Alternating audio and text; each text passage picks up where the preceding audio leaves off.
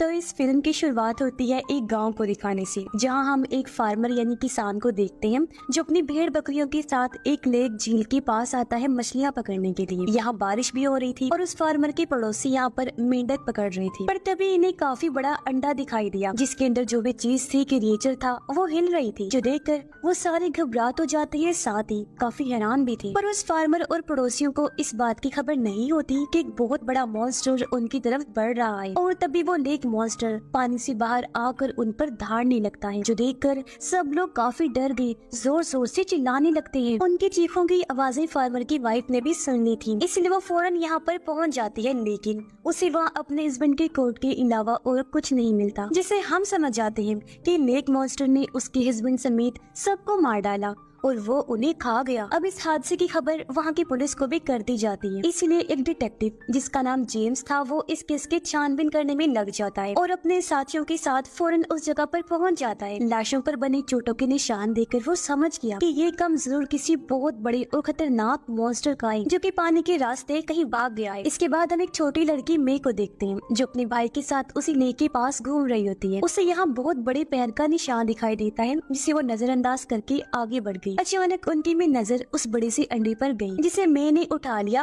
और वो उसे लेकर घर आ जाती है। उसका भाई भी अंडा देखकर काफी खुश हो जाता है, क्योंकि वो सोच रहा था कि हमारे खाने का इतना अच्छा इंतजाम हो गया, और वो इस अंडे को पकाने की तैयारी करने लगता है। पर उनकी बड़ी बहन लिन उन्हें ये अंडा तोड़ने से मना कर देती है और इसे बाहर फेंकने का कह रही थी, क्योंकि उसे खतरा हो रहा था कि कहीं ये अंडा किसी मॉन्स्टर का तो नहीं, जो तोड़ते ही वो बाहर निकल आएगा। पर इससे मैं नाराज हो गई, वो उस अंडे को लेकर घर से बाहर आ गई। फिर उसके साथ वो लेक के पास जाकर बैठ जाती है। अंडा अभी भी हिल रहा था, यानी जो भी इसके अंदर क्रिएचर था वो बाहर आना चाह रहा था। मैं भी उसके पास बैठकर क्रिएचर के बाहर आने का इंतजार करने लगती है, पर उसे अंदाजा ही नहीं होता कि वो कितने बड़े खतरे के पास बैठी हुई है, क्योंकि तभी हम लेक में उस बड़े से मॉन्स्टर को देखते हैं, जो जानवरों को खाता हुआ मैं की तरफ ही बढ़ रहा था। काफी देर से मैं घर नहीं आई थी, इसलिए उसके भाई और बहन लिन उसे ढूंढने निकल पड़ती हैं। वो जब लेक किनारे आई तो देखते हैं कि मैं का जूता पानी में तैर रहा है, जो देखकर उसकी बहन रोने लगी। वो कंट्रोल से बाहर हो जाती है, क्योंकि उसे लग रहा था कि मेरी बहन डूब गई है, इसलिए उसका भाई मे को ढूंढने पानी में चला गया। लेकिन जल्दी उन्हें एहसास हुआ कि यहाँ कोई बहुत बड़ी गड़बड़ है, क्योंकि उन्हें किसी के आने की आहट महसूस होती है। फिर अचानक लेक में से एक नेचर मॉन्स्टर बाहर आकर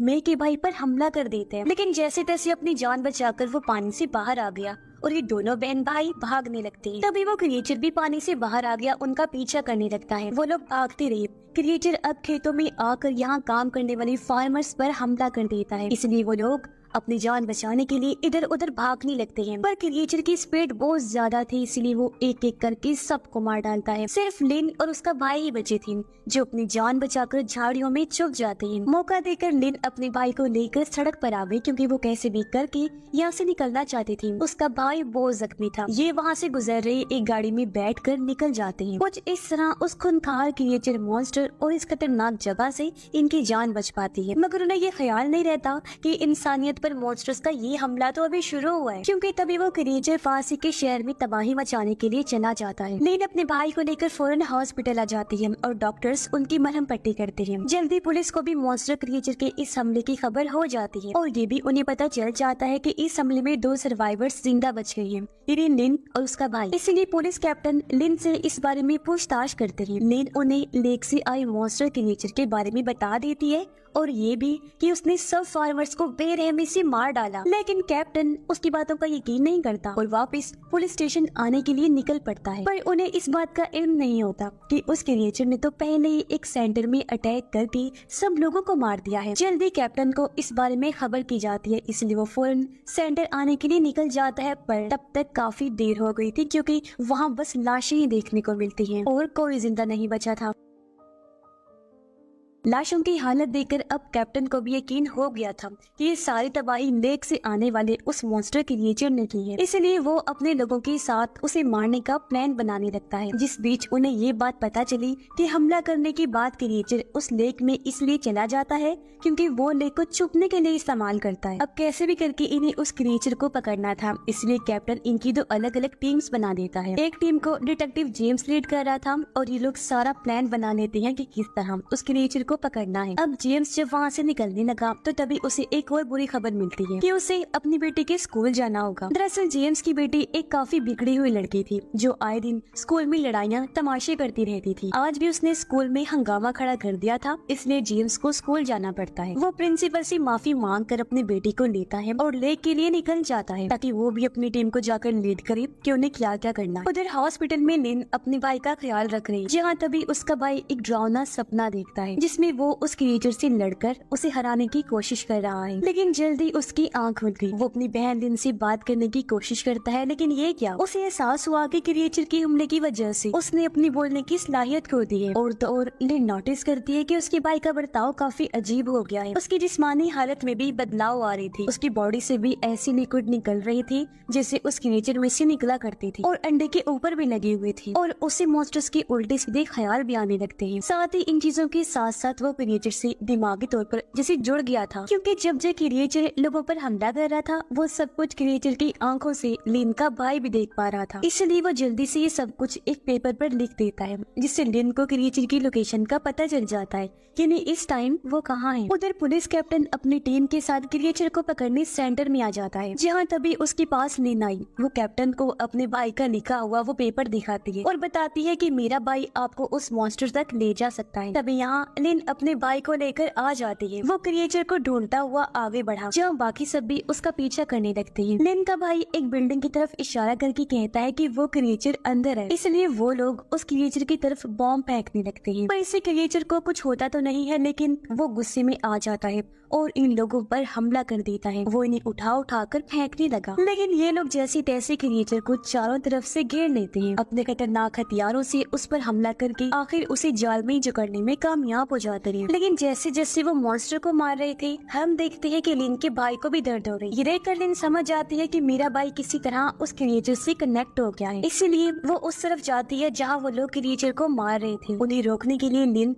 पुलिस कैप्टन के पास गई, कहती है कि इन्हें रोक दीजिए वरना मेरा भाई मर जाएगा। ये सुनकर कैप्टन ने जब चेक किया तो उसे पता चला कि जैसे निशान क्रिएचर के जिस्म पर है वैसे ही निशान लिन के भाई के जिस्म पर भी बने हुए हैं। इसलिए कैप्टन के पास क्रिएचर को सिर्फ पकड़ने के अलावा और कोई रास्ता नहीं होता, तो उसे मौत से बचाने के लिए वो क्रिएचर को अपनी गाड़ी में लॉक कर देते हैं और अपने साथियों को कहते हैं कि क्रिएचर पर नजर रखें। लेकिन बाकी लोग नहीं चाहते थे कि उस क्रिएचर को जिंदा छोड़ा जा सके, इसलिए वो पुलिस को चारों तरफ से घेर लेते हैं। उस क्रिएचर मॉन्स्टर को मारने की मांग करते हैं, जिससे जाहिर है लिन के भाई की जिंदगी को भी खतरा था। उधर डिटेक्टिव जेम्स अपने साथियों के साथ लेक की दूसरी साइड पर पहुंच जाता है, जहां भी उन्हें एक काफी बड़ा अंडा मिलता है। साथ ही वही बड़ा पैर का निशान भी उन्हें दिख जाता है, जिससे वो समझ गई कि ये निशान लेक मॉन्स्टर का है, जो दूसरी मेन मॉन्स्टर है और अभी पानी में होगी, क्योंकि इस पैर के निशान का साइज बहुत बड़ा था, जबकि वो क्रिएचर जो तबाही मचा रहा था उसका पैर इससे छोटा था, जिससे जेम्स समझ गया कि इसका मतलब यहाँ एक नहीं बल्कि ज्यादा सारे मॉन्स्टर्स हैं। तभी इन्हें एक सर्वाइवर की खबर मिली जो मॉन्स्टर की हमले से जिंदा बच गई थी, और वो और कोई नहीं बल्कि मे थी। उसे देखकर डिटेक्टिव जेम्स काफी हैरान और परेशान रह जाता है कि मे इतने टाइम तक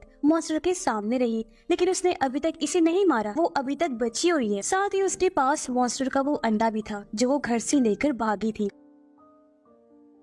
खैर इसके बाद डिटेक्टिव जेम्स अपनी गाड़ी में आकर बैठ जाता है और उसके साथ ही लेक में कोई बहुत बड़ी और डरावनी चीज को नोटिस करते हैं, जो अगले ही पल उनके सामने आ भी जाती है। ये दरअसल वही सबसे बड़ी लेक मॉन्स्टर थी और पैर का निशान इसी का था, और जो क्रिएचर शहर में तबाही मचा रहा था वो इस मॉन्स्टर का साथी था। उसे देखते ही टीम गोलियां चलाने लगती है। गोलियों की आवाज सुनकर डिटेक्टिव जेम्स भी वहाँ आ जाता है, लेकिन वहाँ उसे कोई भी नजर नहीं आया, सिर्फ गाड़ियों पर लगा हुआ खून ही वो देख पाता है, यानी उस बड़ी मॉन्स्टर ने सबको मार डाला। तभी उसकी नजर सामने बैठे एक ऑफिसर पर पड़ी, जिसने गाड़ी में छुपकर जैसी तैसी अपनी जान बचाई, और तभी अचानक वो जायंट मॉन्स्टर वहाँ पर आ जाती है जो हद से ज्यादा खतरनाक लग रही थी। उसे देखकर जेम्स गाड़ी के पीछे छुप जाता है, पर तभी उसे एहसास हुआ कि मेरी बेटी और मैं गाड़ी में ही है, इसीलिए वो रेडियो के जरिए अपनी बेटी से राब्ता करके उसे छुपने का कहता है। तभी उसकी बेटी की नजर अंडे पर गई जो हिल रहा था, और जैसे अंडे को लेक मॉन्स्टर देखती है वो भी इस तरफ आने लगती है, क्योंकि ये अंडा उसी का था। उसे देखकर डर की वजह से जेम्स की बेटी चीख मारने लगी, पर मे उसे शांत करवाती है।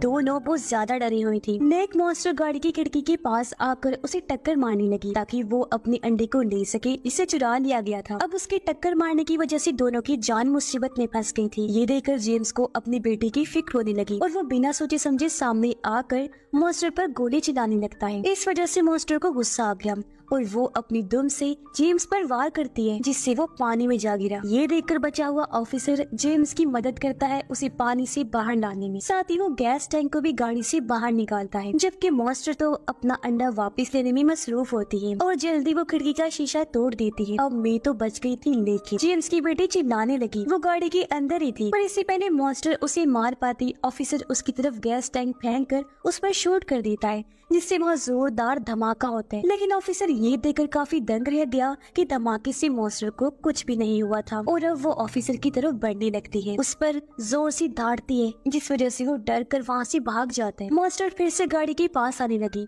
अपना अंडा लेने के लिए और इस बार वो अपने पंजों से अंडे को निकाल भी लेती है। ये देखकर जेम्स की बेटी फौरन गाड़ी से उतरकर भागने लगती है और उसे एहसास होता है कि मॉन्स्टर तो मेरे ही बार आने का इंतजार कर रही थी। वो उसके पास आकर पहले उस पर गरजती है, फिर अपने पंजों से बुरी तरह उस पर हमला कर देती है। ये देखकर जेम्स फौरन बाहर आया अपने बेटे को बचाने के लिए। वो एक गैस टैंक पर शूट करता है, जिससे एक बार फिर मॉन्स्टर के सामने जोरदार धमाका होता है, लेकिन उसे फिर कुछ नहीं होता और अब वो उसकी बेटी को छोड़कर जेम्स के पास आ जाती है, उस पर बुरी तरह धाड़ने लगती है। लेकिन इससे पहले वो जेम्स को मार उसे उस क्रिएचर मॉन्स्टर के चिल्लाने की आवाज आई जिसे लोग शहर में मार रहे हैं, इसलिए वो जेम्स को छोड़कर शहर की तरफ बढ़ने लगती है अपने साथी को बचाने के। इसलिए जेम्स को भी मौका मिल गया। वो अपनी बेटी को उठाकर करीबी हॉस्पिटल में ले जाने लगता है, पर रास्ते में जेम्स को एहसास हुआ कि उसकी हालत बहुत खराब है और चोटों से तेजी से खून बह रहा है, इसलिए वो उसका खून रोकने की कोशिश करने लगा। लेकिन जेम्स के सामने उसकी बेटी दम तोड़ देती है,